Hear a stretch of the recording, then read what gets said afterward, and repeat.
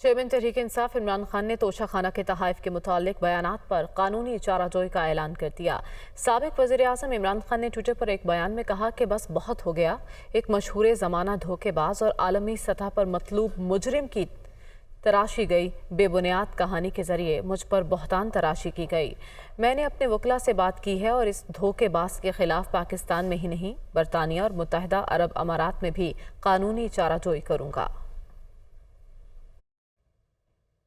मरियम नवाज ने भी ट्वीट किया। उन्होंने कहा कि इधर उधर की बातें मत करो, रसीदें निकालो, घड़ी किसको बेची नाम बताओ।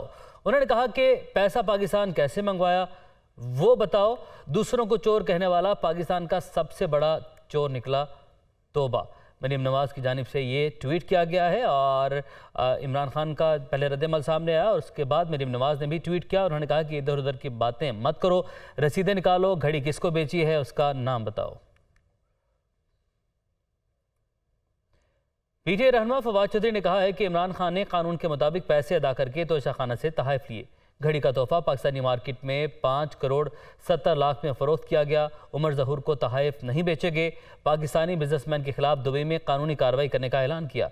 इस्लामाबाद में प्रेस कॉन्फ्रेंस कर रहे थे। उसके मुताबिक 20% इसका अदा करके ये जो तोहफा था ये इमरान खान साहब की ज़ाती मलकियत में चला गया। तोहफा था, इसको मार्केट में खान साहब ने बेच दिया। जो ये बिका 5 करोड़ 70 लाख रुपए का। उसके मुताबिक इसके ऊपर कैपिटल गेन टैक्स भी अदा किया गया। ये खान साहब के जो गोशवारे हैं उनमें भी जो है इसको जाहिर किया गया और इलेक्शन कमीशन में भी इसको डिक्लेयर किया गया। उमर ज़हूर नाम के किसी शख्स को ये घड़ी नहीं बेची गई। हम उमर ज़हूर के ख़िलाफ़ दुबई में कानूनी कार्रवाई का आगाज़ कर रहे हैं। नून लीग की रहनुमा अता तारड़ का कहना है कि तोहफे में मिलने वाली नायाब घड़ी की कीमत 2 अरब रुपए है। आपने घड़ी खरीदने और बेचने के जराइम तस्लीम किए। इमरान खान बताएं उन्हें तोहफा बेचने की ज़रूरत क्यों पड़ी। 35 करोड़ में घड़ी बेचकर 2 करोड़ रुपए खजाने में जमा कराए गए। हुकूमत इस पर क्रिमिनल कार्रवाई का आगाज करने जा रही है। वो इस्लामाबाद में प्रेस कॉन्फ्रेंस कर रहे थे। इसकी मालियत 2 अरब से ऊपर है। इस घड़ी की आपने 2 जराइम तस्लीम किए कि ये घड़ी हमने खरीदी है और खरीद के बेची है। सऊदी वली अहद का पाकिस्तान को दिया हुआ तोहफा आपने बेच दिया। आपको ऐसी क्या मजबूरी थी? पाकिस्तान से बाहर आपने ये तोहफा बेचा है 35 करोड़ का। 2 करोड़ आपने सरकारी खजाने में जमा कराया, तो बाकी 33 करोड़ रुपया कहां है पाकिस्तानी अवाम का? ये आपको बताना होगा कि ये 33 करोड़ रुपया किसने खाया है। आपकी सिर्फ डिस्क्वालिफिकेशन नहीं है, गवर्नमेंट जो केस रजिस्टर करने जा रही है ये क्रिमिनल केस होगा। इसको सेशन कोर्ट में जो इलेक्शन कमीशन ने मामला रेफर किया है उसमें भी उठाएंगे और उसके साथ साथ FIA की एक इंक्वायरी भी शुरू करने जा रहे हैं। चैलेंज करता हूं कि आप मुकदमा करें। आप दुनिया के जिस कोने में भी मुकदमा करेंगे जुर्म आपका निकलेगा, सजा आपको होगी, नाअहल आप होंगे। अहम खबर है, चेयरमैन तहरीक इंसाफ इमरान खान की सीनियर सहाफियों और एंकर पर्सन से मुलाकात हुई। आर्मी चीफ की तैनाती के मामले पर पीछे हट गए हैं। इमरान खान की जानिब से ऐसा कहा गया। उन्होंने ये भी कहा कि पीछे बैठकर सब देख रहे हैं। चेयरमैन तहरीक इंसाफ का मजीद कहना था कि नवाज शरीफ चाहते हैं कोई ऐसा चीफ आए जो उनके केसेस का ख्याल रखे। नवाज शरीफ चाहते हैं कि कोई ऐसा चीफ आए जो उनके केसेस का ख्याल रखे। इमरान खान की जानिब से बारहा ये बात की गई है। मजीद तफसीलात जान लेते हैं। हसन रजा हमारे साथ मौजूद है। हसन, बताइएगा। जी बिल्कुल, इमरान खान साहब से तकरीबन 1.25 घंटे तक जो है ज़मान पार्क में मुलाकात रही और इस मुलाकात में उन्होंने 5 इंतहाई अहम मामले पर जो है वो गुफ्तगू की है, जिसमें उन्होंने आर्मी चीफ की तैनाती के हवाले से उन्होंने सवाल के जवाब में कहा कि आर्मी चीफ की तैनाती के हवाले से हम पीछे हट चुके हैं और हम पीछे बैठकर देख रहे हैं और जो भी तैनाती हो मैं ये समझता हूँ अदारे रियासत और आवाम की फलाह और इनकी बेहतरी के लिए ही होना चाहिए और वही होगा। उन्होंने कहा नवाज शरीफ बैरून मुल्क बैठकर ऐसे आर्मी चीफ को लाना चाहते हैं जो उनके केसेस और मामलात को ख़त्म करे। इसके बाद उन्होंने अमेरिका और साइफर पर बात करते हुए कहा कि अमेरिका से मैं चाहता हूं मामलात को बेहतर अंदाज में लेकर चले और मैं किसी भी सूरत अमेरिका के हवाले से मामलात को ख़राब नहीं करना चाहता। और कभी भी माजी में भी हमने देखा कि जब मैं इक़्तिदार में भी था तो मैंने अमेरिका से ताल्लुकात ख़राब नहीं किए, और कोई भी ऐसा मुल्क है जो इनके हवाले से काम को जो है वो ख़राब कर सके। और साइफर के हवाले से उन्होंने कहा इसके हवाले से तहकीक होनी चाहिए, अभी भी इस मामले पर मैं तैयार कर रहा हूँ। तोशाखाना केस पर उन्होंने कहा कि लंदन, दुबई और पाकिस्तान में मुतलका अफराद जिन्होंने मेरे पर इल्ज़ाम तराशी की है उनके खिलाफ मुकदमा दर्ज करने के साथ साथ उनके खिलाफ जो है वो बाकायदा कानूनी कार्रवाई का जो है वो पहलू ज़ेरे गौर था, लेकिन अब फैसला कर लिया, कानूनी मामलात लेकर आगे चलूंगा, इनके खिलाफ केस दायर करूंगा। उन्होंने कहा कि मैंने इस्लामाबाद में तोशाखाना जो है वो वहां पर बेचा और फरोख्त की गई रसीद जो है वो इस्लामाबाद तोशाखाना में मौजूद है। हमने कहीं पर दुबई में जाकर किसी को जो है ये घड़ी या ऐसी चीज़ें नहीं फरोख्त की, बल्कि इस्लामाबाद में एक बड़ी मारूफ दुकान है जहाँ पर फरोख्त की है। उन्होंने कहा कि अमेरिका से लड़ाई नहीं बल्कि मुस्बत ताल्लुकात चाहता हूँ। और मुज़ाकरात के हवाले से उन्होंने बात करते हुए कहा कि मुज़ाकरात का मैसेज आया है जहाँ से आता है। और फिर उन्होंने ये बात कही कि मुज़ाकराती टीम उन्होंने कहा कि हम आपके पास भेज रहे हैं ताकि मुज़ाकरात करके मामलात को आपने अपडेट किया। आर्मी चीफ के तकर्रुर के मामले पर आर्मी एक्ट में कोई तरमीम नहीं हो रही। सरकारी ज़राए का ये बताना है तरमीमी एजेंडे का मौजूदा तकर्रुरी से कोई ताल्लुक नहीं है। आर्मी चीफ की तकर्रुरी पहले से मौजूद कानूनी शिकों के तहत ही होगी। तरामीम की मंजूरी के लिए कई माह दरकार हैं। ब्यूरो चीफ इस्लामाबाद अदील वड़ाइच हमारे साथ मौजूद हैं, उनके जानिब बढ़ते हैं। अदील बताएगा, जो सरकारी ज़राए हैं उन्होंने इस बात की तस्दीक कर दी है कि अब इसमें कोई तरामीम नहीं हो रही। जी, सरकारी ज़राए ने ये बताया है कि काबीना कमेटी बराए कानून साजी में जो एजेंडे पर मामला है, जिसमें आर्मी एक्ट से मुतल्लिक मामला है, उसका जो मुस्तकबिल करीब में जो तकर्री होने जा रही है इससे कोई ताल्लुक नहीं है। वो जो ओवरऑल रिफॉर्म्स जो कि गुज़िश्ता एक बड़े अरसे से उस प्रोसेस का हिस्सा है और इसकी मंजूरी जबकि काबीना कमेटी बराए कानून साजी में, उसके बाद काबीना में, उसके बाद कौमी असम्बली में, उसके बाद मुतलका कमेटियों में, उसके बाद फिर सेनेट में, तो इस को तरमीम को इसमें एक्ट में यानी इस बिल को आने में कई महीने दरकार हैं। तो जो मौजूदा तकर्री से इसको जोड़ा जा रहा है, जो होने जा रही है, उसका इससे कोई ताल्लुक नहीं है।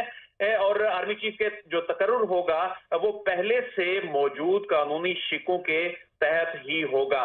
और जो काबीना कमेटी बराए कानून साजी है, इसके एजेंडे पर जो मौजूद तरामीम है उसकी मंजूरी जो है वो और रिफॉर्म्स का जो एक एजेंडा है उसके तहत हो रही है, और ये रूटीन का प्रोसेस कहा जा सकता है। तो सरकारी ज़राए इसको कंफर्म कर रहे हैं कि जो सेक्शन 176 से मुतल्लिक खास तौर पे बात की जा रही है, जिसमें ये कहा जा रहा था कि जी कोई रिटेंशन के हवाले से, रिटेन करने के हवाले से या एक्सटेंशन के हवाले से कोई जवाब बनाया जा रहा है कोई कानूनी शिकों में, तो ऐसा बिल्कुल नहीं है। और इस बात का इम्कान है कि इस सारे प्रोसेस को कई महीने दरकार होंगे और जो तकर्री होगी कई महीने दरकार है। दिल बड़ाइच, आपने अपडेट किया, आपका शुक्रिया। साबिक़ वज़ीर दाखिला शेख रशीद का कहना है कि इमरान खान 20 या 21 तारीख को रावलपिंडी पहुंचेंगे। एक अहम तैनाती के लिए मुल्क में हिजान पैदा कर दिया गया है। हुक्मरान जो कुछ भी करते हैं वो इमरान खान के फ़ायदे में जाता है। वो रावलपिंडी में मीडिया से गुफ्तगू कर रहे थे। इमरान खान 20-21 को इंशाअल्लाह रावलपिंडी आएंगे और कमेटी चौक में लाल हवेली और दूसरे लोग जहाँ भी जाना चाहें हम उनका इस्तकबाल करेंगे। तैनाती के मसले पर इतना हिजान हमने पैदा कर दिया है और वो इस बात का तकाजा कर रहा है कि हम पाकिस्तान के लिए सोचें। सारी चीज़ें दफन हो गई, जो चीज़ ये निकालते हैं वो इमरान खान के फ़ायदे में चले जाती है। मैं आपको यकीन से दिलाता हूँ कि 6 महीने में ये नाअहल, बांझ और न डिलीवर करने वालों ने जो भी बयानिया बनाया वो सत्यानाश हो गया और वो इमरान खान के हक में चला गया। खैबर पख्तूनख्वा हुकूमत को दरपेश माली बहरान शिद्दत इख्तियार कर गया। माली बहरान के बायस खैबर पख्तूनख्वा हुकूमत को सैलाब मुतासरीन की इमदाद में भी मुश्किलात का सामना है। PDMA के दस्तावेजात के मुताबिक सैलाब से मुतासरा अजला के लिए सूबाई हुकूमत को 125 अरब रुपए दरकार हैं। 25 अरब रुपए सिर्फ सैलाब मुतासरीन को दिए जाने हैं, जबकि 100 अरब रुपए इंफ्रास्ट्रक्चर के लिए हुकूमत को दरकार हैं।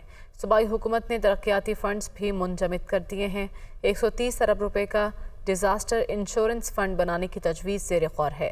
بین الاقوامی اداروں سے 70 ارب روپے حاصل کرنے کے لیے بھی کوششیں جاری ہیں، جبکہ وفاق سے خیبر پختونخوا حکومت کو ایک پائی نہیں مل سکی۔